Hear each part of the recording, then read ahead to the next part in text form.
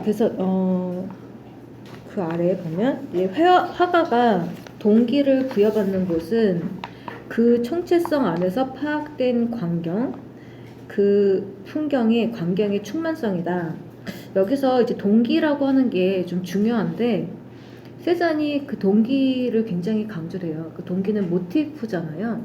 모티프는 우리가 모티베이션 대학 같은데 뭐 원서를 집어넣을 때도 모티베이션 편지를 쓰라고 그러거든요. 그건 뭐냐면은 내가 움직이게끔 하는 거예요. 말하자면, 그러니까 모티베이션은 단지 내 의지의 결단이 아니라 내가 왜 이쪽으로 움직이게 했는지라고 하는 그 움직임을 끌어내는 걸 이제 모티브라고 하거든요. 그랬을 때 저 모티브로 작동하는 게 세잔한테는 저 자연이었던 거, 자연의 어떤 풍경인데 이제 그게 아직은 나한테는 낯선 것일 때 내가 그걸 표현하고자 하는 모티브가 저 자연의 낯선 풍경이 자기한테 모티브로 작용을 했다는 거죠. 자, 그래서 화가는 그래서 풍경과 함께 스스로 자라난다. 태어나는 유기체로서의 광경을 포착하는 것이 문제이다. 시선이 붙잡았던 모든 부분적인 시각들을 서로 이어붙여서 눈의 변덕에 의해 흩어진 것들을 이제 한데 모아야 한다. 그래서 풍경은 내 안에서 사유한다. 나는 풍경의 의식이다. 세잔이 그렇게 이야기를 했다고 해요. 자연주의의 본래적 의미는 바로 이것이다. 세잔은 오랫동안 움직이지 않으면서 풍경을 바라보았다고 한다.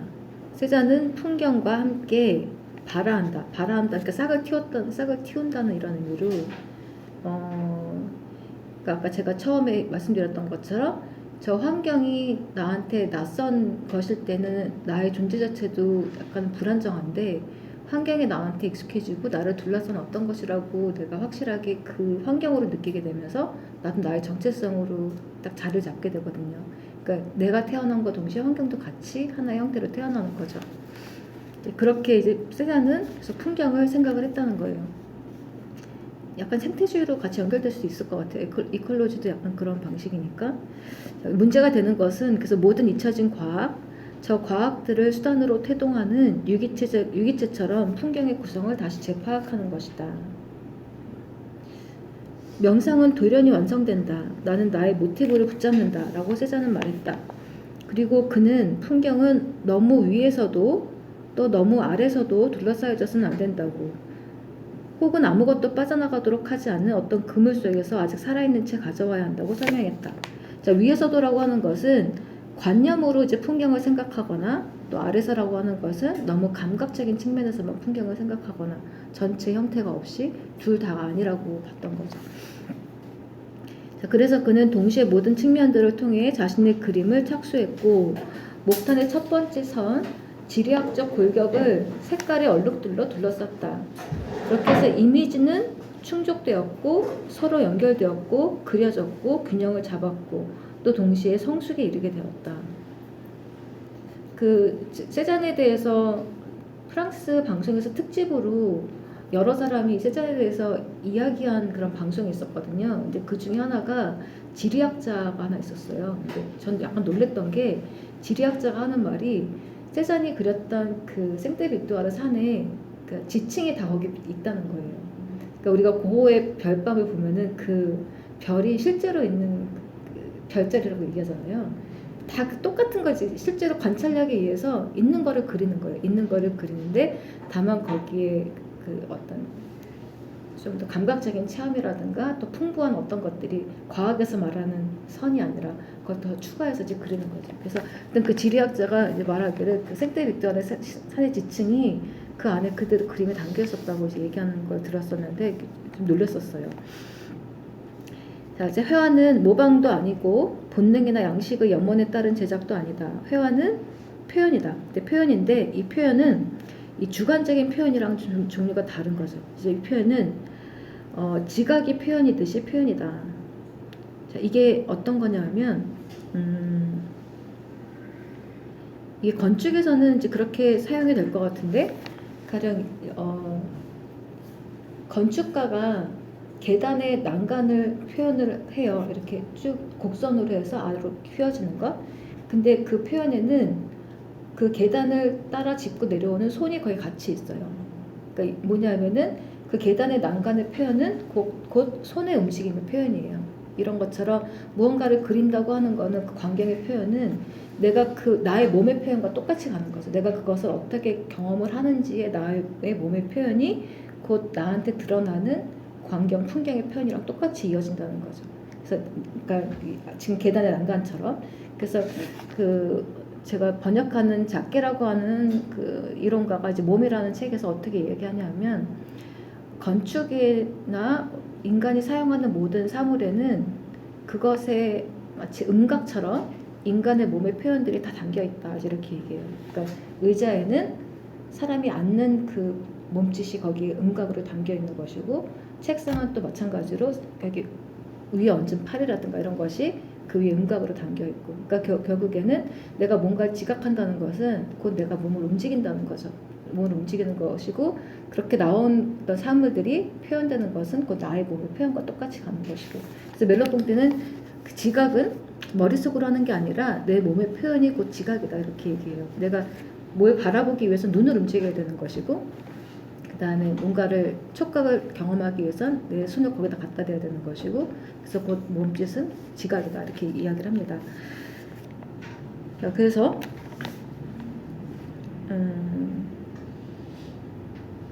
그래서 그때 그 표현은 이 나의 정신, 뭐 나의 심리 이런 내부의 표현과는 거리가 멀어요.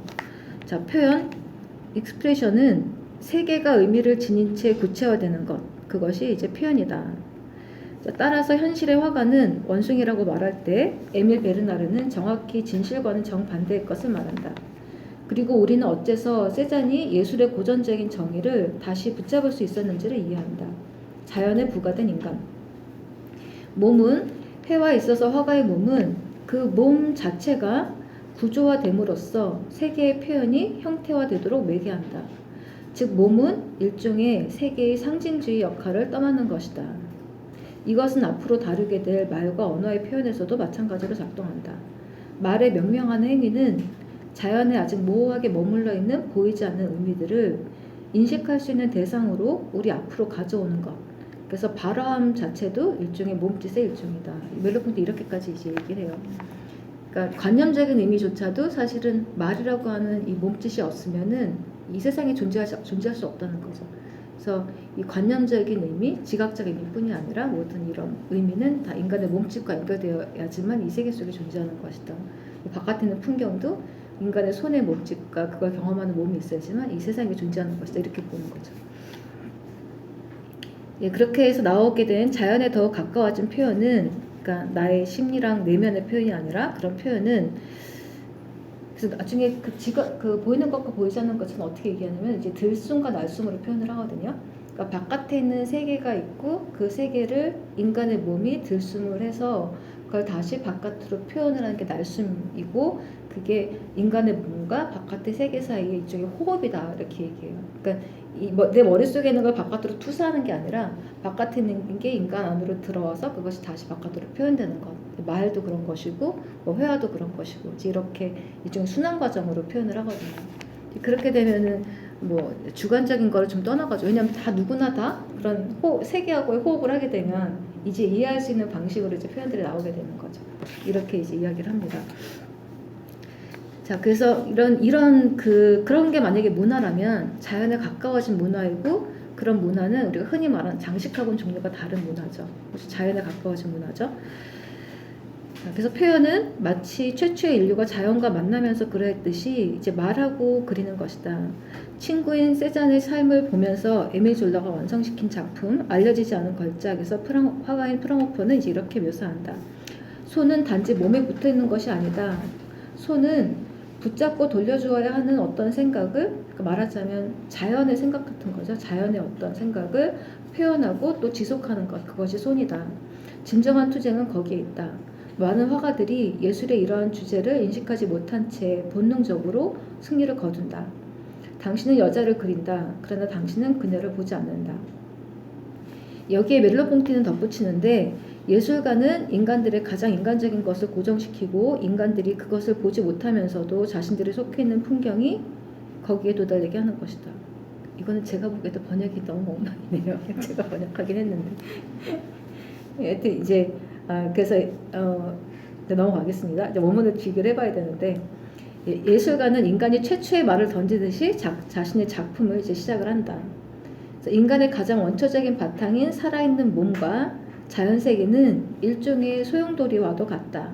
아까 제가 이제 들숨과 날숨 호흡처럼 이제 그렇게 이야기를 해요.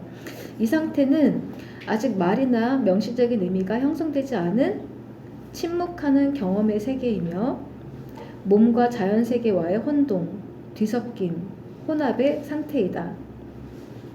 이 상태가 극도화될 때, 즉 그 혼합의 상태가 극에 달할 때, 그때 이제 말이 응축되어 세상에 나오게 된다.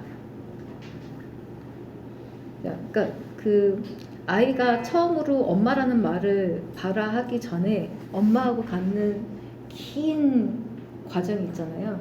근데 그 과정에서는 아직은 아이하고 엄마가 한 사람이에요. 그러니까 거의 혼합의 형태죠. 혼합의 형태고 감각의 어떤 뒤섞임 같은 것만 있죠. 근데 이제 아이가 딱 엄마라고 말을 하게 되면서 그 엄마는 엄마가 되고 아이는 아이가 되고 이제 둘의 세계가 이제 형성이 되는 거죠. 근데 그 앞에 있는 엄마하고의 혼연의 상태, 그 감각적인 긴 상태가 없으면 과연 아이가 엄마라는 말을 할 수 있을까? 이제 멜로뽕트는 그 과정이 있음으로 해가지고 저 의미가 바깥으로 튀어나온다고 보는 거예요. 세잔이 생테 빅토르산을 그 오랜 몇십 년 동안의 기간을 보면서 그 앞에 또 세잔이 그 생테 빅토르산을 그릴 때 바로 그리는 게 아니라 굉장히 몇 시간 동안 명상을 했었대요. 명상을 하면서 자연하고의 그 어떤 교감, 호흡 이런 걸 계속 하고 나서 그 다음에 그림을 그리기 시작을 하면서 내가 이제 모티브를 붙잡았어 라고 하면서 그림을 그리기 시작을 했대요. 그랬을 때 나오는 그런 표현들, 아이가 그 엄마라고 하는 말을 할 때 그 기나긴 과정에서 나오는 말과 비슷하다는 거죠. 하여튼 그래서 그랬을 때 그 일종의 침묵하는 경험 세계의 혼합의 상태에서 나중에 그것이 극단적인 상태에 이르렀을 때 나오게 되는 어떤 표현, 뭐 발화, 말, 그림 이런 것들, 이제 이런 것들을 멜로포트가 이제 이야기를 하고, 그래서 세잔이 자연에 대해 경험한 것은 자연의 무한정한 로고스에 대한 막연한 불안이다. 자연은 그의 신부에까지 감동을 주고 그는 그 자연을 보이게 만들려고 애를 쓴다. 세잔을 불안하게 한 것은 자신이 최초로 내뱉은 그 말이 의미 없는 외침에 그치지 않을까, 그러니까 아무도 자기 작품을 알아봐주지 않을까라고 하는 걱정을 했다는 거예요. 자, 그러나 일단 표현된 것은 같은 기원에서부터 유래한 이상, 아까 자연으로부터 인간의 몸을 통해서 나오는 거죠. 유래한 이상 모든 이성을 부른다. 근데 제가 이걸 보면서 이렇게 밑줄을 쳤는데, 제가 알고 있는 그 소설가 하나가 굉장히 재능이 뛰어난 사람인데 늘 그 걱정을 하는 거예요. 누가 이걸 읽을까? 그 회의에 시달리길래 그럼 걱정하지 말라고. 어차피 인간이 사는 게 다 똑같지 않냐고. 그리고 너는 그 글을 너무 잘 쓰니까 일단 사람들의 마음을 캐치를 잘하고 공감하는 걸 많이 글을 쓴다. 근데 세잔도 비슷한 생각을 했다는 거죠. 도대체 누가 내 그림을 인정을 할까? 누가 내 그림을 봐줄까? 예. 근데 이제 이것은 표현하려고 하는 것은 보편적인 이성, 뭐 칸트적인 이성, 해결적 이성이 아니라 이해하기를 애쓰는 이성, 그러니까 행위적인 이성이라는 거죠. 그러니까 자연이 나를 통해서 표현된다고 했을 때 내가 자연을 이해하고자 하는 그런 이성, 그러니까 과정 중에 있는 이성이 그림 속에 표현된다는 거죠. 여전히 행위에 어느 곳으로 나아가는 그런 이성이다. 멜로뽕티는 지각의 현상학에서 우리가 이성에 대해서 논의하는 데카르트의 글을 읽을 때 우리가 발견하게 되는 것은 데카르트가 서술하는 그 이성, 그러니까 뭐 코기토 에르고 숨에서 나는 사유한다 하는 그 이성, 이것이 아니라 데카르트가 그것으로 나아가는 과정이라고 하는 걸 우리가 따라간다는 거죠. 그러니까 진행 중에 있는 이성도 그 책 안에 있다는 거예요. 그리고 진행 중에 있는 그 회화, 사유하는 이성, 그러니까 진행 중에 있는 그런 이성, 그것을 또 데카르트의 서술을 따라가고 그 의미에 접근하는 그 이성이라고 말한 바 있다. 이처럼 세잔 예술가 철학자는 한 관념을 창조하고 표현할 뿐만 아니라 그 관념을 다른 의식들 안에 뿌리내리게 하는 그런 경험들을 이제 불러일으킨다. 그러니까 아까 인간이 경험을 했지만 미처 깨닫지 못한 어떤 것들을 이제 화가가 자기의 그림이나 아니면 문학 작품을 통해서 이제 보여준다는 거죠. 그럼 나중에 내가 이런 세계 속에 있었는데 내가 모르고 있었네 라고 하는 걸 이제 깨닫게 된다는 거예요. 그래서 뭐 예를 들어가지고 모딜리아니의 그 여자 그림을 보면은 여자를 그렇게 볼 수도 있는 거잖아요. 근데 아무도 그렇게 안 봤던 거죠. 그래서 그렇게 볼 수 있는 어떤 하나의 스타일을 보면서 아 여자를 이렇게 보는구나 이렇게 깨닫게 된다는 거죠. 이런 방식으로 그렇게 가능한 거는 자연으로부터 나의 표현을 통해서 나오는 거기 때문에 이제 다 그러니까 그 과정 속에 있는 이런 걸 다 이해할 수 있게 된다는 거죠. 자, 작품은 우리의 경험 안에서 그 자신의 고유한 생명력을 갖는다. 즉 작품이 보편성을 띈다고 함은 그 고정된 의미의 보편성에 의해서가 아니라 각자의 경험 안에 그 작품이 의미를 갖고 자리를 잡는다는 것이다. 파롤이 자신이 지시하는 것과 유사하지 않은 것처럼 회화는 눈속임이 아니다. 세자는 자신의 고유한 파롤에 따라 아직까지 그려지지 않은 것을 회화로 쓰고 그것을 다시 회화로 돌려준다. 우리는 끈적끈적하고 애매한 외양을 입고 그것들을 거쳐 그것들이 현시하는 사물들로 곧바로 나아간다. 화가는 자신이 없다면 각자의 의식에 분리된 삶 안에 갇힌 채 남아있는 것을 가시적인 대상으로 변환한다. 사물들의 요람인 외양들의 진동. 그러한 화가에 대해 단 한 가지 감정만이 가능하다. 그것은 낯설음의 감정, 또 유일한 시적인 감정이며 언제나 다시 시작하는 그런 실존의 감정이다. 예술가가 말하고자 하는 것의 의미는 어디에도 없다. 그 의미는 아직 사물 안에도 또 예술가 안에도 즉 그의 표현되지 않은 삶 안에도 없다. 예술가는 이미 구성된 그런 보편적인 이성으로부터 그런 갇혀있는 이성 그런 것이 아니라 그 기원에서부터 이제 생겨나는 그런 이성 이런 거를 이제 불러낸다는 거죠. 세잔의 불확실성과 고독은 본질상 그의 신경증적인 기질에 의해 설명되는 것이 아니라 그의 작품의 의지에 의해서 설명된다. 그 다음에 이제 멜로뽕띠가 제가 아까 처음에 멜로뽕띠가 인상파화가 시절, 그다음에 세잔의 인상파화가 시절, 그다음에 세잔한테서 표현의 문제, 그다음에 세 번째 실존의 문제라고 이제 얘기했잖아요. 이제 세 번째 실존의 문제로 이제 들어가게 돼요. 그 다음 단계부터는 이거를 이제 간단하게 설명을 하면 세잔이 그 인간들을 싫어하고 불안을 느끼기 때문에 세계로부터 떨어져서 자기 작업을 하잖아요. 근데 이 사람이 세계로 떨어졌을까? 결국에는 그 다시 세계로 돌아온다고 얘기해요. 그러니까 인간은 세계하고의 관계를 끊을 수가 없기 때문에 결국에는 세잔이 자기만이 경험한 그 자연이나 풍경, 세계라고 하는 거를 표현을 하게 되잖아요. 그러니까 인간이 누구나 다 경험하는 일종의 산문적인 뭐 기사와 같은 이제 그런 세계가 아니라 자기만이 경험할 수 있는 어떤 낯선 세계를 경험을 하는데 그렇게 해가지고 내놓으면은 다른 사람들은 이 익숙한 세계에 이제 질려있던 사람인데, 그러니까 익숙한 세계에 이제 물들어있던 사람인데 세잔이 내놓은 그 세계를 보면서 자기가 못 봤던 어떤 거를 이제 경험을 한다는 거죠.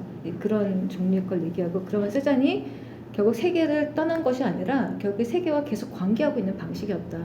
다만 남들이 경험하지 않는 그 자기만의 원초적이고 순수한 세계를 경험한 것이고 그걸 또 여전히 그 표현을 하는 것이다. 이렇게 이야기를 해요. 자, 그래서 지금 말하는 고독 뭐 이런 것들이 세계하고의 단절이 아니라 결국 세계와 관계 맺는 또 다른 방식이다라고 보는 거죠. 자, 개인의 유전과 영향들은 우연적인 것이며 자연과 개인의 역사가 그 수수께끼를 풀도록 제공하는 것은 어떤 텍스트이다. 실존주의자들의 가장 큰 특징은 병강민 선생님 계셔가지고 제가 함부로 말해도 될지 모르겠는데 그러니까 이제 멜로뽕띠한테 실존주의의 특징은 그냥 내가 여자로 태어난 것, 내가 서울에서 태어난 것, 내가 한국인으로 태어난 것 이건 우연이에요. 다 우연이에요. 다 우연인데 근데 내가 이 삶을 이 조건에서 살아갈 수밖에 없는 것은 필연이에요.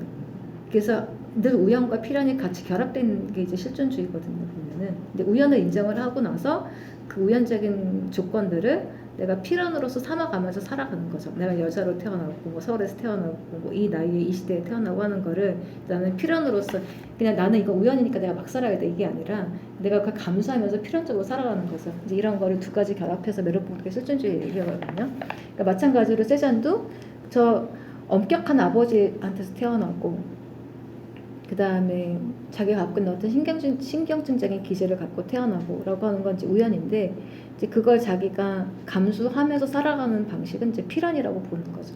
그렇게 해서 나오는 게 작품이라고 이제 보는 거예요. 자, 그래서 예술가의 창조들은 인간의 자유로운 결정들과 같이 그러한 주어진 소요들에 창조가 있기 전에는 실존하지 않았던 형상화된 의미를 부여한다. 예술 및 인간의 창조적 활동은 감각세계 내에서의 인간의 혼연한 의미의 형태를 주는 것이다. 형태를 준다는 것은 변형한다는 것이고 작품의 이제 스타일을 가져온다는 것이다. 세잔의 개인의 체험의 역사는 그 역사는 이제 그 세잔의 고유한 스타일로 변형되어서 작품으로 탄생한다. 그의 과거는 단지 동기로서 이해될 뿐 그의 과거와 작품 간에 어떤 인과관계도 발견할 수 없고, 그러니까 동기는 인과관계가 아니라는 거죠. 그러니까 이 원인이 있으니까 얘는 이런 작품을 낼 수밖에 없어라고 하는 게 아니라, 그런 인과관계가 아니라 이것이 동기가 되어서 어떤 새로운 변형과 창조를 만들어낸다는 거죠. 자, 그의 삶과 그의 작품 사이에서는 원인과 결과를 끌어낼 수 없지만 그 둘은 어쨌거나 소통한다. 그리고 이 소통을 가로지르는 것은 바로 세잔의 행위, 그가 하고자 하고 그가 되고자 하는 것으로 인도하는 그의 행위이자, 비록 수동적이고 정념적인 형태이긴 하지만 여전히 관계 지음이라는 능동성의 형태를 띠고 있는 그가 세계와 갖는 관계, 또 그가 갖는 실존의 형식이다.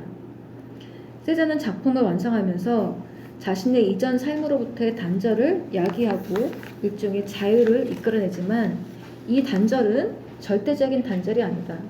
그는 계속해서 세계와 관계하고 있다. 예술 작품 및 모든 상징적 형식을 갖는 작품들에서 그 스타일을 살펴보자.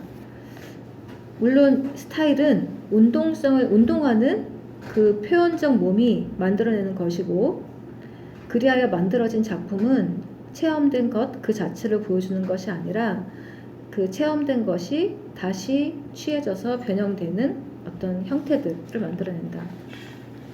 사실 이 스타일은 우리가 이제 걷는 것도 일종의 스타일이잖아요. 걷는 방식, 뭐 걸을 때 고개를 수그리는 방식, 빨리 걷는 방식, 팔을 휘두르는 방식, 이런 것들이 다 이제 스타일인데, 멜로봉테한테는 화가의 스타일이랑 그 스타일이 다 같아요. 그러니까 각각의 개인들은 다 자기 스타일을 갖는데 그 스타일은 그 사람이 자기의 세계와 관계를 맺는 방식이라는 거예요. 그러니까 만약에 어떤 조급한 성격을 타고난 사람이면은, 약간 위축된 성격을 타고난 사람이면 고개를 숙이고 빨리 걸을 것이고, 이제 그게 스타일로 드러난다는 거죠. 그럴 때 그 사람의 스타일을 보면서 그 사람의 세계를 추측을 한다는 거예요. 근데 이제 인과관계가 있는 건 아니에요. 다만 이제 그 개인의 어떤 성격과 성향이 동기가 돼서 그 사람의 스타일을 만들어내는 거죠. 마찬가지로 세잔은 모두 갖고 있는 어떤 자기의 그 주어져 있는 조건이 세잔한테 어떤 그림의 스타일을 만들어낸다고 이제 보는 거예요. 자, 등가 형태를 만들어내는데, 그래서 작품의 실현은 세계와 사물과의 1차적인 단절, 망각의 경험을 거치면서 새로운 스타일을 통해서 등가적인 형태를 표현해내는 것이다.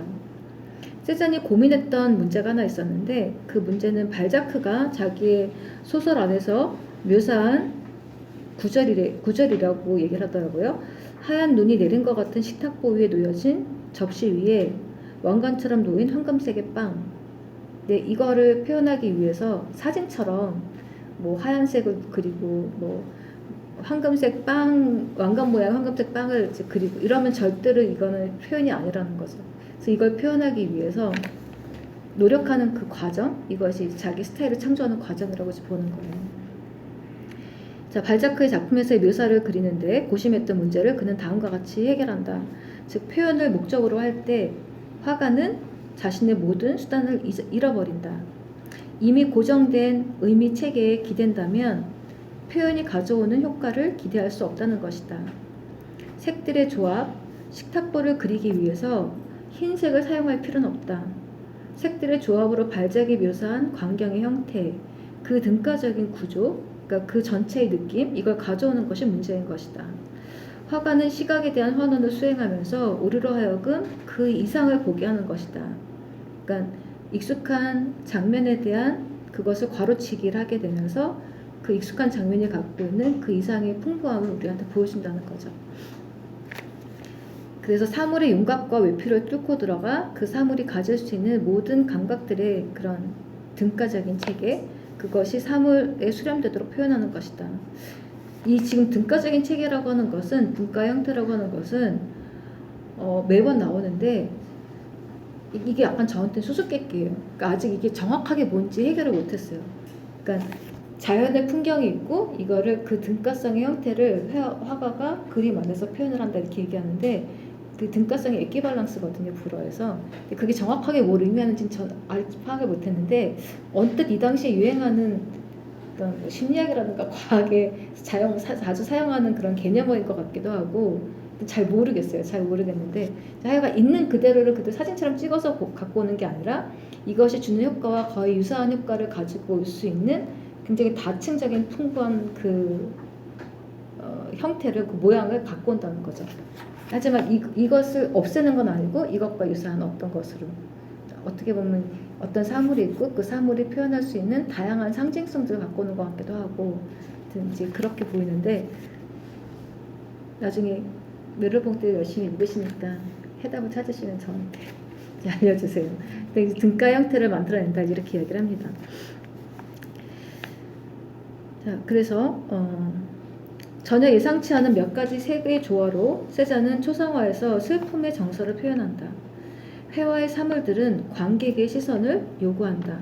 그것은 우리가 알지 못하는 사물과의 시적인 관계들을 이끌어내고, 그러니까 멜로봉티가 시적인 관계라고 하는 걸 계속 넣는 이유는 산문적인 관계랑 대비시키기 위해서 이야기를 해요. 그러니까 산문은 설명작이라고 보는 거예요.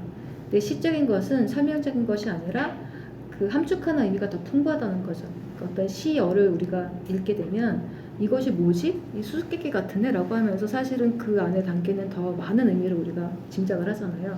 이제 그렇게 해서 이제 일종의 시적인 관계라고 이제 얘기해요. 사물을 설명하는 게 아니라 사물이 갖고 있는 더 풍부한 의미를 끌어낼 수 있는 그런 표현들을 이제 끌어낸다는 거죠. 자, 본질적인 것은 회화의 보편성이 회화가 보유할 수 있는 수적인 관계들의 결과가 아니고, 화가와 우리와의 소통이 산문적인 객관성 위에 세워지는 것이 결코 아니라 기호들의 성운, 그것이 있기 이전에는 어디에도 없었던 의미로 우리를 안내한다는 것이다. 성운하면 또 떠오르는 게 베냐민이거든요. 베냐민, 그 성운. 그래서 그 베냐민이 강조했던 게 뭐 수집가, 뭐 아케이드 프로젝트, 뭐 성운, 성자 이런 걸 얘기하는데, 저도 이것도 저한테 수수께끼 같은 단어 중에 하나였었는데 요즘에서 약간 이해가 되는 것 같아요. 이게 뭐냐면, 우리가 뭐 큰 곰 별자리, 뭐 카시오피아 자리라고 하는 거를 이름 붙이기 전까지는 그냥 그거는 떠 있는 별들에 불과해요. 근데 그게 카시오페아가 될 수도 있고 뭐 다른 W가 될 수도 있고 다른 여러 가지 것들이 될 수 있잖아요. 근데 그 성자라고 하는 것이 아직은 고정된 의미를 갖기 이전에 그냥 나한테는 감각적으로 있는 거예요. 있는 것에다가 내가 형태를 부여하면서 거기에 의미를 주고 단어를 주고 뭐 하는 거죠. 그래서 베냐민이 보면 수집가 같은 경우에도 뭐 철학책들을 다 모아 놓았어 라고 하는 일련의 체계적인 그런 책이 아니라 그냥 정말 산만하고 막 이것저것 다 있는 수집가들이 모아놓은 책들이라고 하는 건 일관성이 없잖아요. 일관성이 없는 막 각가지 산만한 어떤 것들을 가지고 이것 가지고 막 고민을 하면서 새로운 뭔가 창조해낸다는 거죠. 이런 종류의 거가 일종의 지금 말하는 성운이랑 좀 비슷한 것 같아요. 이미 주어져 있는 의미가 있는 것이 아니라 그냥 감각적인 요소들만 이렇게 있는데 그 요소들을 가지고 내가 거기에서 어떤 형태를 부여하면서 의미를 끌어내는 것. 그러니까 수집가들이 그냥 널브러져 있는 많은 것들 사이에서 그것들이 갖고 있는 의미들을 이제 하나의 의미로 끌어내는 것, 이런 과정들이 마치 감각들을 경험하는 그 화가들이 모든 흩어져 있는 그런 감각들을 가지고 의미를 끌어내는 방식이 비슷하다는 거죠. 그래서 일종의 그런 성운, 이전에는 어디에도 없었던 그런 의미로 우리를 안내하는 것, 그것이 이제 화가가 우리한테 제공하는 것이다 라고 보는 거죠. 자, 가령 오랜 세기가 지난 후에 어렵게 구축된 원근법은 일종의 회화 언어라고 할 수 있지만 그 원근법이 우리가 경험하는 공간을 모두 설명할 수 없다. 감각세계의 공간은 그 약정과 언어를 넘어서고 회화 언어는 그래서 여전히 만들어지는 과정이 있다. 왜냐하면 감각적인 그 수집되는 거는 무한정하게 많은 거잖아요. 그럼 그 안에서 만들어질 수 있는 언어도 무한정하게 많을 수 있는 거죠. 자, 회화가 형이상학을 실천한다고 말할 때 이것이 의미하는 바는 우리의 몸이 우리에게 이것 혹은 저것을 볼 수 있게 한다는 것이다. 반복하건대 우리의 몸이 사물이 속한 가시적인 세계와 여전히 관계하면서 이것이 가시성을 가지고 드러나게 할 수 있다는 것, 그것이다.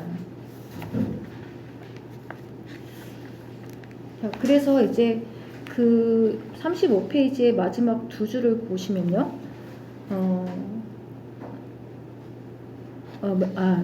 그냥 위에서부터 읽을게요. 멜로뽕티가 고민했던 거는 바로 그 봄이라고 하는 행위 자체를 고민했다는 거예요. 어떻게 우리는 세 번째 줄, 한 사물에 대해서 무수히 많은 봄을 경험하는가? 그리고 그런 무수히 많은 봄은 도대체 어떻게 형성이 되는가?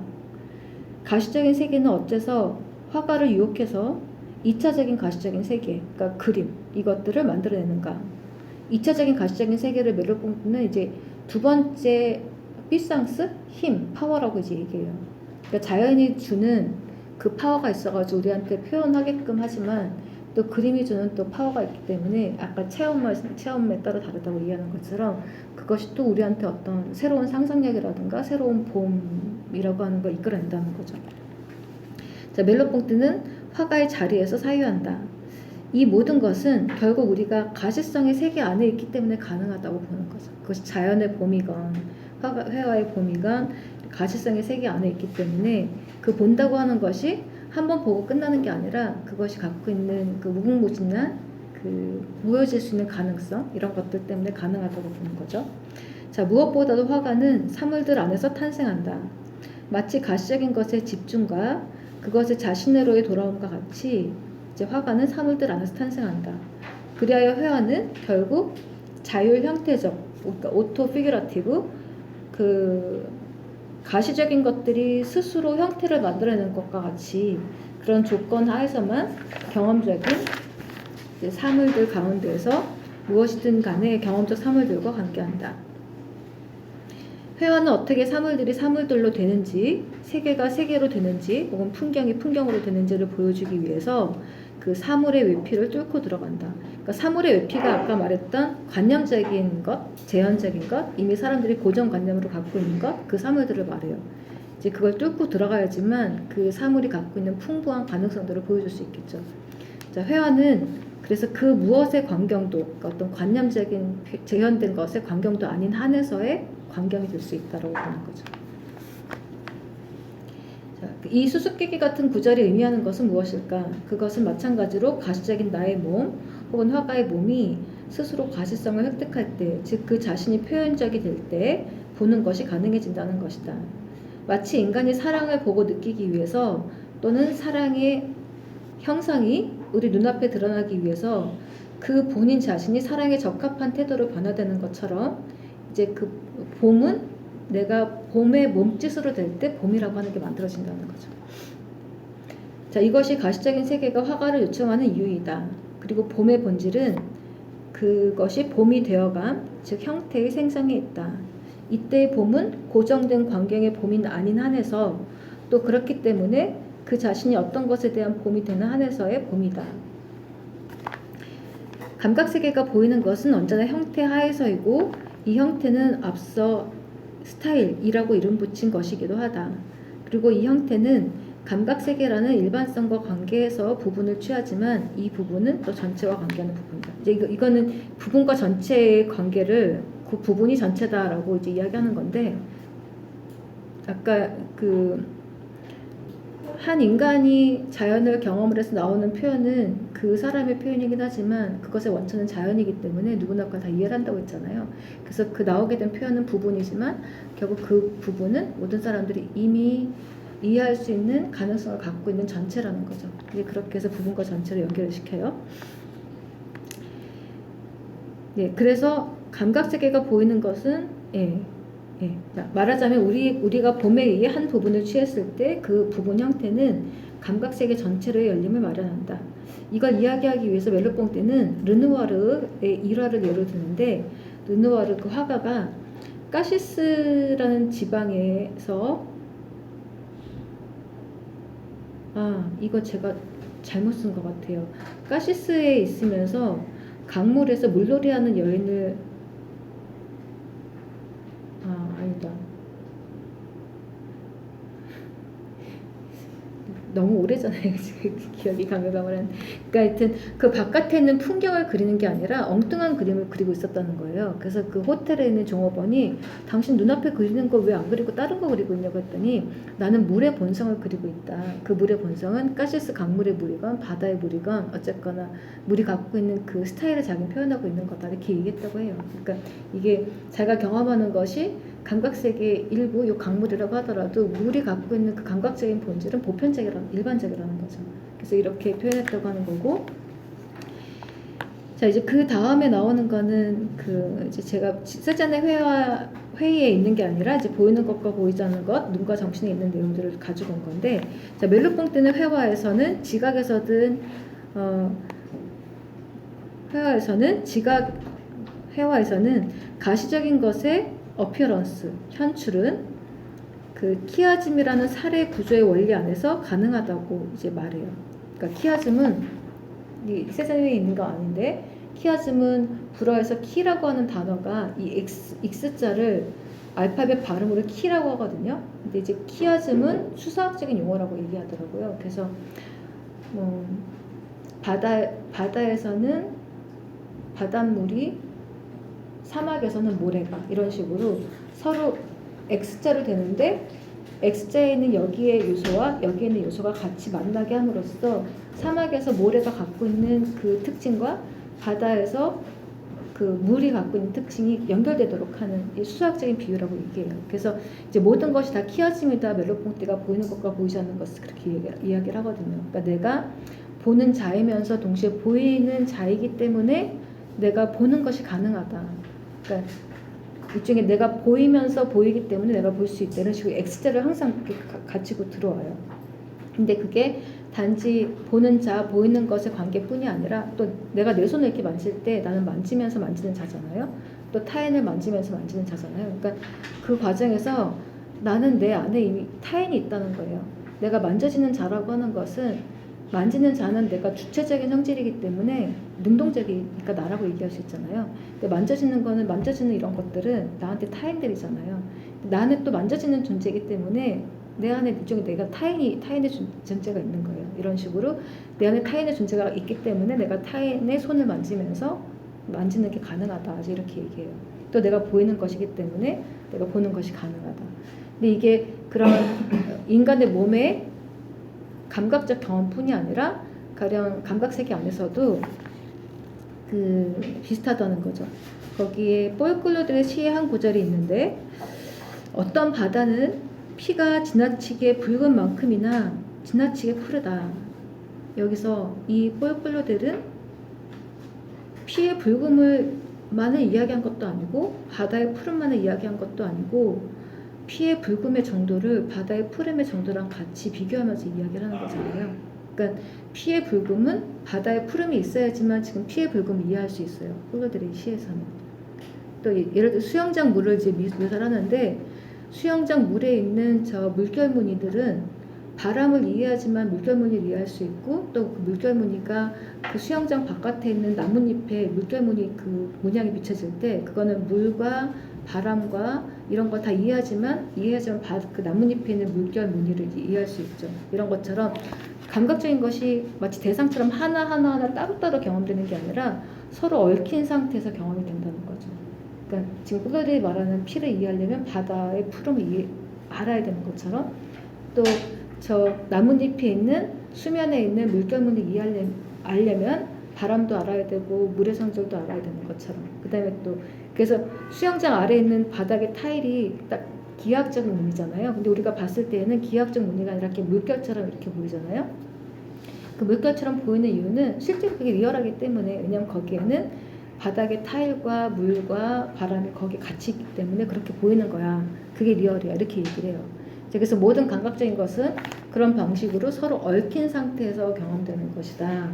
그게 곧 하나의 스타일을 만든다는 거죠. 형태를 만든다는 거죠. 하여튼 그래서 이제 그렇게 이제 키아즘을 강조합니다. 네. 그래서 이 부분은 결국 표현 얘기네요.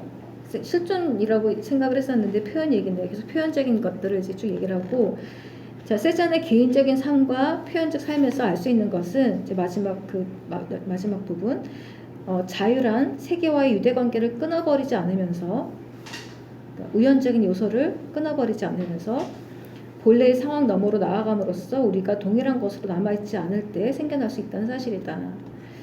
그 다음에 이제 갑자기 저는 세잔의 회의 생뚱맞다고 생각을 하는데, 갑자기 세잔의 회의 뒷부분에 발레리가 쓴 레오나르도 다빈치의 일화를 한 5페이지 정도에 소개를 해요. 근데 그 일화는 앞에서 세잔이 그 자기 실존적인 그 고뇌, 어려움이 작품으로 이제 승화가 됐다고 하는 거를 표현을 안 하고, 그러니까 멜로pon티가 적질 않고, 우리 세잔에 대한 사례가 아니라 다빈치 사례를 가지고 와서 그 실존주의적인 방식을 이제 설명을 해요. 그러니까 다빈치가 4살 때 친모랑 헤어져가지고, 지난번에 제가 잠깐 말씀드린 것처럼 친모랑 헤어져서 그림을 그렸는데, 그 그림 안에는 친모하고의 화해라든가 그다음에 자기 어린 시절에 자기가 겪었던 모든 불우한 어떤 것들이 승화가 돼서 그림으로 이제 표현이 됐다라고 하는, 갑자기 다빈치 얘기를 이제 꺼내거든요. 그래서 그것도 이제 약간 이해가 좀 안 가는 부분 중에 하나예요. 그러니까 이 논문 전체에서. 그러니까 분명히 실존주의라고 하는 것이 화가의 작품에서 어떻게 표현되는가라고 세잔에 대해서 쭉 얘기를 하다가 정작 세잔의 실존에 대해서 얘기하지 않고 다빈치의 실존에 대해서 이제 얘기를 하고 넘어가 버리는 거죠. 그래서 그 뒷부분은 그래서 제가 뺐습니다. 일단은 다빈치 어떻게 나한테 주어진 우연적인 조건이 자유와 결합을 하면서 자기 자신이 변하고 세계를 변하는 방식으로 작품으로 표현이 되는가라고 하는 그런 부분들이 이제 있는데, 이거는 이제 뺐어요. 자, 오른쪽에 그림을 보시면 시간이 얼마 안 남았는데, 제일 첫 번째 있는 게 그 어둠의 시기에 그렸던 그 폭력적인 바로크적인 그림이고, 그 다음에 두 번째, 이제 세 번째는 아까 비인간적인 방식으로 사람들을 대상으로 그려라 라고 하는 그런 거 있잖아요. 그래서 이 그림을 보면은 배경과 인물이 보통은 다르게 부각이 돼야 되는데 좀 다르지가 않아요. 그래서 제가 실제로 그 예술의 전당에서 세잔의 카드놀이라는 사람들을 본 적이 있었는데, 그 사람이 약간 종이 같다는 느낌을 좀 받았었어요. 종이 같다고 하는 느낌. 그런, 그러니까 굉장히 관찰 위주로 이제 그리는 게 있었고, 그 다음에 마지막에 이게 생트 빅토르스 안에 이제 성수계식인데, 아마 이게 칼라로 되어 있는 걸 보시게 되면은 아까 말했던 그 풍경이 되어가는 과정이라고 하는 것까지 좀 느낄 수 있게끔, 이제 이미 만들어진 풍경을 그냥 따라 그리는 게 아니라 그 보면서 시선과 함께 풍경이 되어가는 과정, 이런 걸 좀 느끼실 수 있을 것 같고, 제일 마지막에 있는 거는 다빈치가 이제 자기 친모하고 헤어지고 나서 그 어머니에 대한 그리움, 어머니한테 버림받았다고 하는 느낌을 이제 그림으로 어떻게 승화시켜가지고 표현을 하는가를 이제 했던 그 그림을 성모 마리아와 아기 예수 이제 그림을 가지고 왔습니다. 일단은 여기까지 하고 혹시 질문이 있으시면 질문을 받겠습니다. 5분 정도. 5분이 안 될 것 같은데요.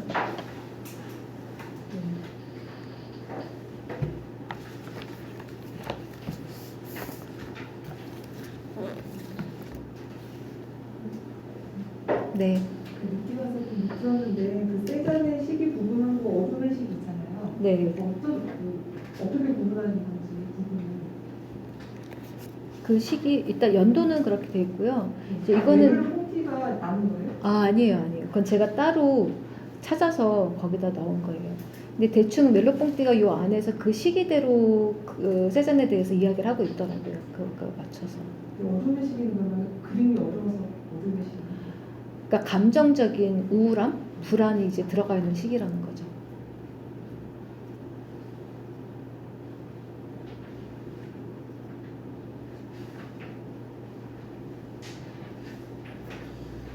제일 뒤에 레오나르도 다빈치 사례가 혹시 읽다 보면 에밀 졸라하고 이제 계속 왔다 갔다 하는 거가 자꾸 생각이 나거든요. 누가 자연주의에 먼저냐, 그림을 보고 졸라가 받은 건지, 졸라의 그림을 보고 완전히 인정했으니까 소설로서만 인정한 게 아니라 자연주의라는 사상을. 그래서 다빈치도 유전적인 거라든지 자기 태어날 때 그런 거, 그다음 환경 이런 것들이 끝부분에 그런 게 나오잖아요. 세자님과 같은 유전성이라는 그런 영향들에 대한 해석, 네. 그거의 한 예로서 홍기가 그런 게 아닐까.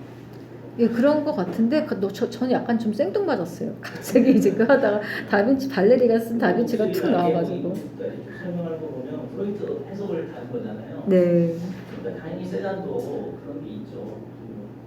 좀 맞춰야 아빠부터 해서 모든 거는 이제 옆에서 지켜봤으니까 졸라는. 그러니까 네. 얘를 굉장한 그런 대표적인 캐릭터로 그냥 해놨고 다른 캐릭터도 많이 있지만 네. 그 세계는 졸라 얘기가 좀 같이 있는 게 아닌가. 아, 자연주의. 아, 여기 세자네에서는 그렇게 그 졸라에 대한 그 영향력 이건 그렇게 크게 얘기한 것 같아 보이지는 않긴 한데. 꼼디가 쓴 건 없죠. 네.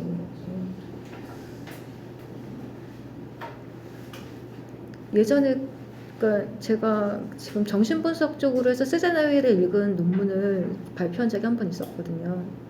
그때 아까 중간에 뭐 실패한 화가인가 알려지지 않은 화가 이제 그 소설 때문에 세잔이랑 졸라랑 이제 갈라서게 되거든요. 그러니까 그 거기서 묘사한 화가가 정말 완전 실패해서 그 파탄에 빠진 이제 그런 화가인데 둘이 너무 친하니까 너 나를 모델로 해서 썼는데 이따위 소설을 써가지고 나를 더 절망스럽게 만드느냐 해가지고 둘이 이제 사이가 갈라졌는데 나중에 보니까는 제가 어디서 전기를 봤더니 졸라가 사실은 꿈이 화가였대요.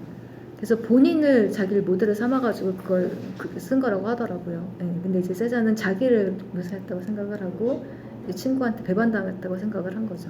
그래서 둘 사이에는 뭔가 그런 공통점이 좀 있었더라고요. 지금 자연주의 말씀하신 것도 이제 그렇고 뭔가 추구하는 게 비슷했던 것 같긴 해요. 그러니까 앞부분에서도 에그레프 얘기하고 그 미지의 걸자 예. 정신부사학적인 거 우리가 얘기하려고 아, 부분에 그쵸, 그쵸. 한것 같아요. 네, 맞아요. 네. 근데 감히 정신분석이란 단어는 꺼내지 않았기는 철학이 다 싫어하니까 정신분석 얘기하면은 꺼내지는 않고.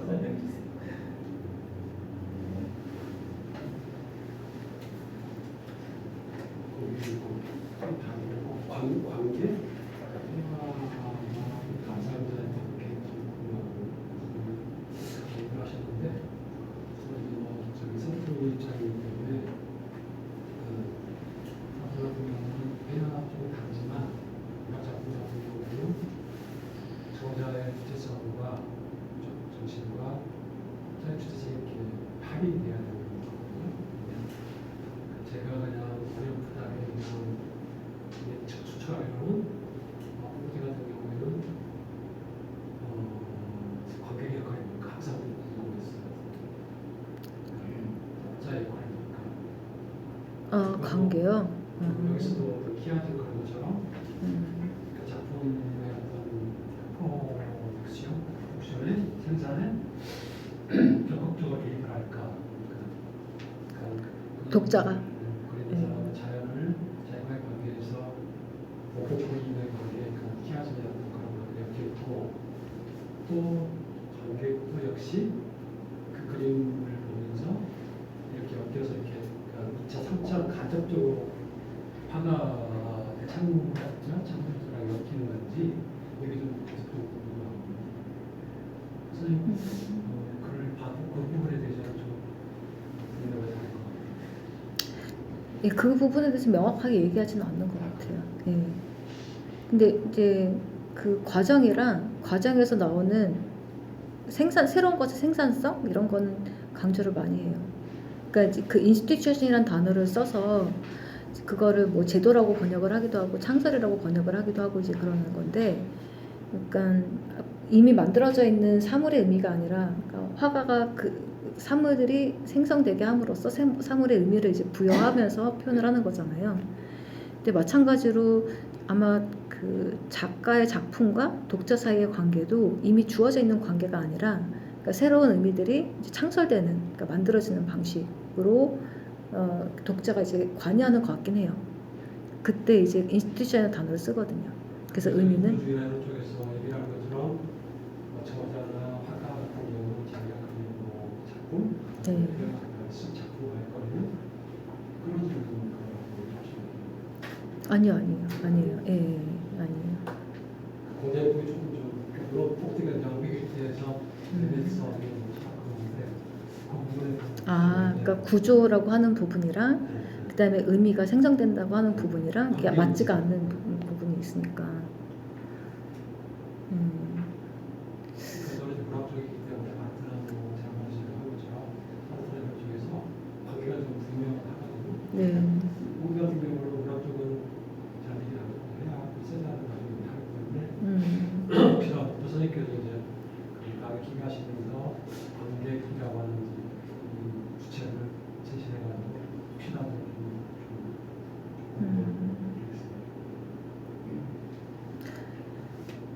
글쎄. 사람들 그 차학과에 오선가 거기 가서 사람들 친구까지 교수님이 문학 발표를 했거든요. 그래서 되게 흥미롭게 들었는데 지금 목사로서에서 지금 뭐가 예. 그때는 역시 그 점이 좀 궁금했어요. 그러니까 어떤 입장이 뭘까? 특히 창작자의 관계에서 어떤 입장이 뭘까?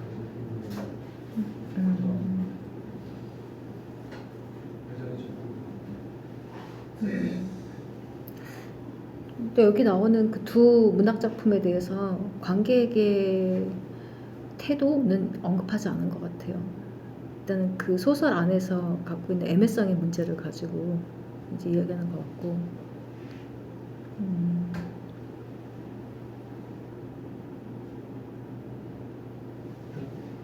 작품이 그러니까 있게끔 하는 과정에서 관객들이 기여를 하는 건가 아니면 단순하게 관객에게는 이게 그 제가 지각의 주체로서 보는 것처럼 단순히 나는 부인의 연기는 그런 어떤 건지 그러니까 네이처 자연을 보면서 이게 신의 어떤 작품이라고 하는 생각을 안 하게 되면 똑같잖아요. 제가 어떤 작품을 보면 이거는 그걸 그린 사람하고 관계가 없어하고 똑같은 거예요. 예. 그런 생각이 들어요. 내면의 그러니까 일단은 그런 주체성이, 그러니까 작가의 주체성, 뭐 화가의 주체성 이런 게 좀 일단 그 자체부터 애매한 것 같아요. 그렇기 때문에 스타일이라고 했을 때 그 누군가의 고유한 스타일이라기보단 자연의 스타일이라고 보는 거죠. 자연의 스타일. 그러니까 누구나 다 겪을 수 있는 그런 체험의 스타일 중에 하나 이제 이렇게 보는 거죠. 그렇지 않으면 이 사람이 그 사람만이 갖고 있는 주관적인 거라고 한다면 사실 소통하기 위한 또 2차적인 작업이 필요하잖아요. 그래서 그렇지 않다고 보는 거죠. 그러니까 누구나 저는 이제 별로 tech기가 매우성 가까이 가깝다라고 하는 느낌이 들게 되는 거예요. 자연 전체의 무시, 네. 우리가 인간한테 그 정도 무식이 아니라 자연 전체가 그 전체가 갖고 있는 대단히 쌓이는 소리에 들었던 거, 배려비가 지는 건데 그런 식으로 이해하게 되면 이해가 되는데 그러니까 이제 아까 뭐 침묵의 의미, 뭐 수직적인 존재, 야생적 존재라고 하는 것들이 여기 이제 자연 안에 있는 그런 것들을 끄집어내는 그 전 단계를 얘기하니까.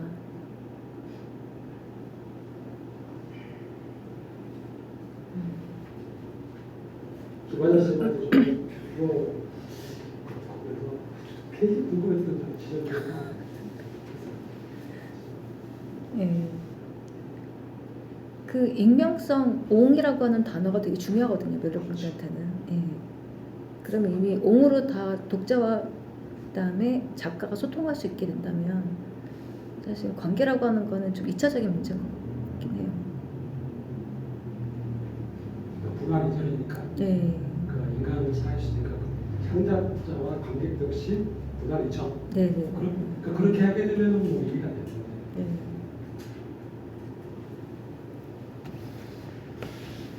아까 선생님이 두 분 끝낼까요? 네. 그러면 사짝이 따로 질문 있으시면 따로 해주세요.